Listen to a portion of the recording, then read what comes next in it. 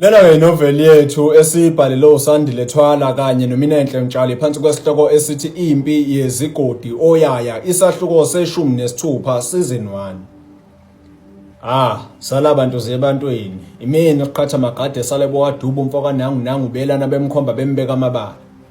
Usakhile ekekela lapha duze nezintombi ezabe zikha amanzi zingazinakwazi. Zethuke uma sezizwa lomlisa mumbo hambe ekekela ngakuze ecuphe isisoka. Athumethi qwebu amehlo nobuhle amanahlangane ngqo nakasakhile babuka nesidi isikhathi zizeyibuzana intokazi eceleni ukuthi kungenzeka na ukuthi lezi yithandani nje ezazana kudala kuphela izona intokazi enginalo ulwazi. Bathi besajamelene kanjalo kuzwakale ngenye izintombi endala kunazo zonke lapha emfuleni ngokunengo. Ngixolisa mlisa mumbe kodwa ke noma ngabe ubuzobona isinqanda mathe sakho bekukuhle uqale ngokubingelela uzazise singaboni ngawe sewujamelene naso nje lapha phambi kwethu. Ashawa amahlonyana nobuhle azwakale sethi yoke dadwethu kodwa ke umlisa lo ngiyamazi nje akukho kuyinhlansi yothanda evutha phakathi kwethu. Cha nobuhle ungamkhulumeli angithi nawe unawumlomo.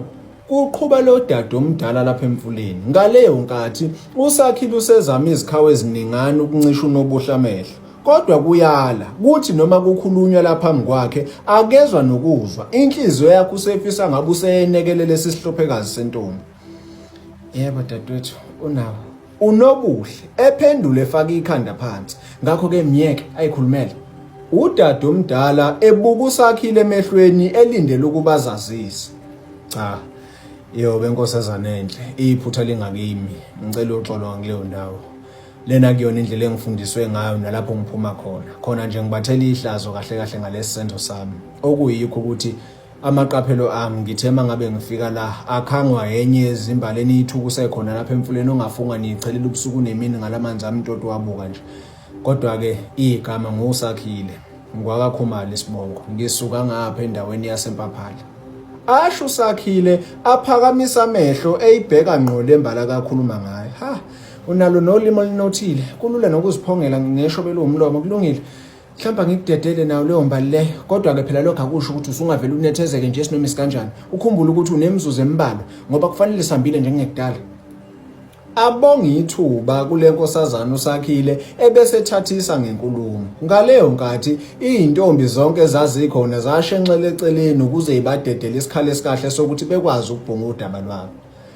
Kakazela kamavovo kunjani kodwa mntakwethu uyaphila. Kubingelela usakhile ngokuhloniphisa. Ivuma intokazi kanjalo nayo ibuza impilo ebese qhubeka usakhile nenkulumo. Cha ungethuki ungibona sengilapha nje ngaloko kukwazisa kaNgunezi. Nami ngiqhutshwe yinhliziyo engiwelisa imfudlana amaqhuma namathafu kuba ngihambe ngize ngizofinyelela kuwena. Ingakho ngibona ngilapha nje phambi kwakho. Njengoba uthe mangabe ungazisa ukuthi uza lapha emfuleni, ngabona kukahle ukuthi ngingabe ngisapholisa amaseko, ngimane ngisidele ngihambe ngize ngifike. Kusaqhuba usakhile. Hayi ngiyakuzwa ukuthi nje mina ngisamanga ukuthi you took your time ukufuna lo mfula ngoba ngineqiniso phela ukuthi awuwazi njengoba wobika ukuthi awukazi uhlale kule ndawo okusho khona ukuthi nezinkalo zangapha uzazi na kahle. Kuphendula unobuhle. Impela yiqiniso lelo kaNgunezi. Angizazi zona kodwa ngawe sengiyazazi ezinye zazo. Kanti ke futhi ngibongana nangumfowethu okuyena engithema ngimiyalela ngokufisa ukuza kwami lapha wangithatha wangibeka ngale kwemibuzo ethile. Kodwa ke lokho esikukhuluma manje akukhona lokho engikusukela emagcekeni akithi. Kahle nje kaNgunezi ngilapha kuwe ngokufela icala lamaqaphelo ami okuyiwo akubona osukwini lokuqala siqala lokudibana maqediso lami lapha ke lithembiso ngawo.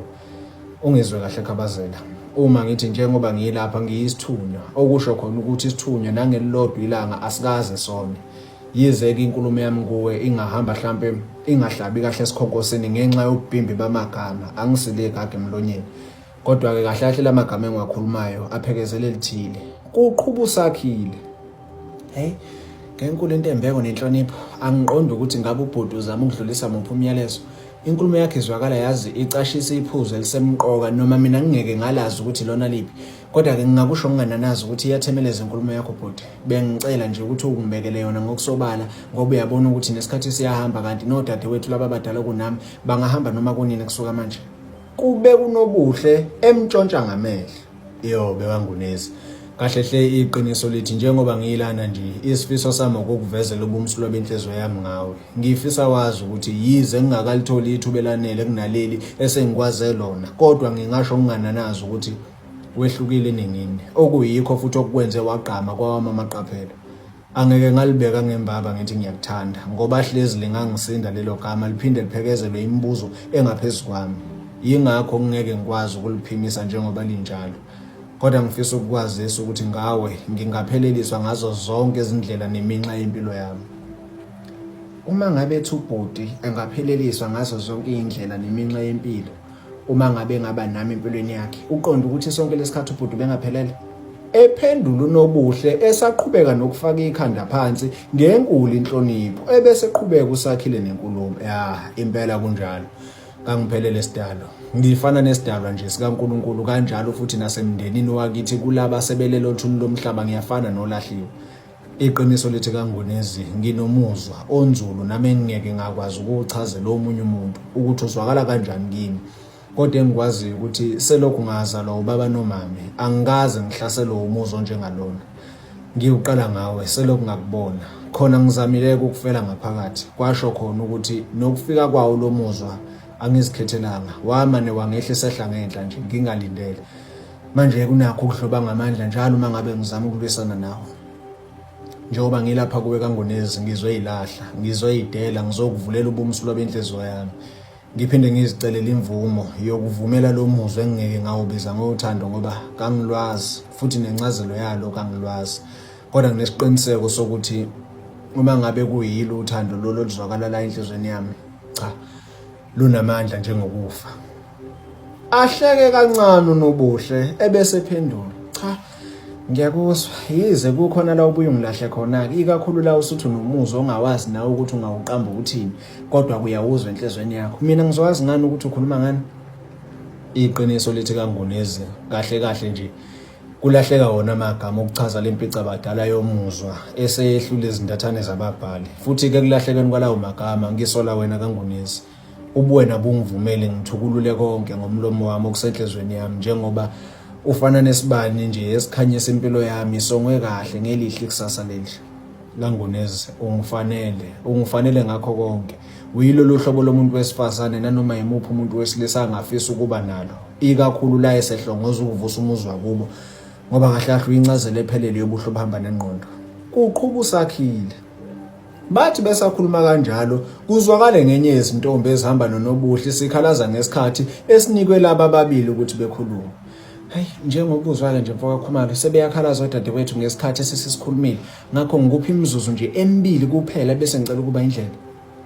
Engicela ukukushiya nalo umuntu omuhle ukuthi mhla iphinde ihlangana ngiyobe ngizokwamukela impendulo ethile kuwe njengoba ngikunikeza ithuba lokuyicubungula kahle lenkulumo yami nawe. Kuphendula uSakhile. Hayi, ngiyezwa futhi angali nje ukuyidlela amathambo engqondo enkulumo yakho, kodwa-ke ngicela ungivumele kube yimi obuyela kuwena nempendulo ngale kokunqunyela ugayikateki bakithi. Hayi, khululeka, ngikukhulula ngemhlophe inhliziyo le kaNgonezi. Ake ngithi nje kulungileke iyobonana isibonana. Ngibonga inhlonipho yakho Khabazela nongiphi ithuba nje lokuthi ukwazi ukungilalela. Usuyahamba kahle mfoka Khumalo. Kuvalelisa uNobuhle maqedwe uSakhile abonga ithuba nakuze izintokazi ezayihamba noNobuhle bese behlukana khona lapho bengabantu abasazokhuluma. Cela ukuze comment yakho uma ufuna esinye isahluko.